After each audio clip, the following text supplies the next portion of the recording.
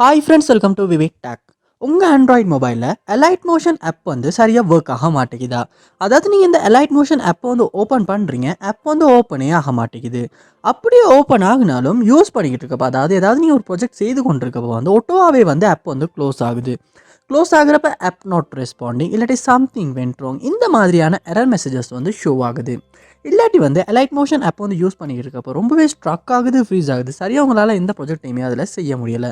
இந்த மாதிரியான இஷ்யூஸ் வந்து நீங்கள் உங்கள் மொபைலில் Alight மோஷன் ஆப்பில் வந்து ஃபேஸ் பண்ணிக்கிட்டு இருப்பீங்களா இருந்தால் கண்டிப்பாக இந்த வீடியோ பாருங்கள். இந்த வீடியோவில் இந்த ப்ராப்ளமுக்கான சொல்யூஷனை தான் நம்ம பார்க்க போகிறோம். ஸோ வாங்க வீடியோக்குள்ளே போகலாம்.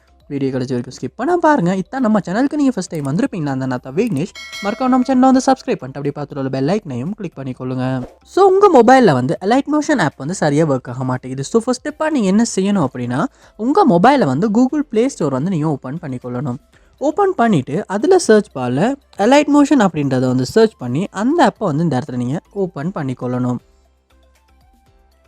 ஓப்பன் பண்ணிவிட்டு அந்த ஆப்புக்கு ஏதாவது அப்டேட் வந்திருக்கா அப்படின்றத நீங்கள் பார்க்கணும். அப்படி அப்டேட் எதுவும் வந்திருக்குமாச்சுன்னா கண்டிப்பாக நீங்கள் அப்டேட் பண்ணிக்கொள்ளணும்.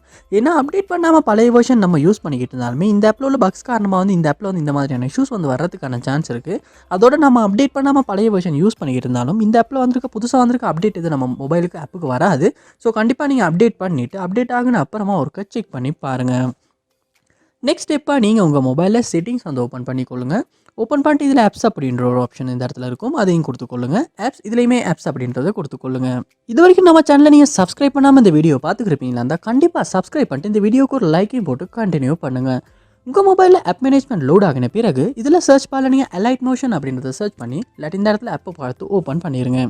ஓப்பன் பண்ணிவிட்டு இந்த இடத்துல 4 ஸ்டெப் அப்படின்ற ஒரு ஆப்ஷன் இருக்கும், அதை கொடுத்து 4 ஸ்டெப் வந்து பண்ணிடுங்க. பண்ணிவிட்டு இந்த இடத்துல ஸ்டோரேஜ் அப்படின்ற ஒரு ஆப்ஷன் இருக்கும், அதையுமே கொடுத்துட்டு இந்த இடத்துல கிளியர் டேட்டா அப்படின்ற ஆப்ஷன் இருக்கும், அதை கொடுத்து டிலீட் பண்ணி கிளியர் டேட்டா வந்து பண்ணிடுங்க. பண்ணிவிட்டு உங்கள் மொபைலில் வந்து ஹோம் பேஜுக்கு போயிட்டு இந்த Alight மோஷன் ஆப்பை ஓப்பன் பண்ணி இருந்துச்சுன்னா ஃபர்ஸ்ட் டைம் நீங்கள் டவுன்லோட் பண்ணுறப்ப இந்த ஆப் எப்படி இருந்துச்சோ அதே மாதிரி புதுசாக ஓப்பன் ஆகும்.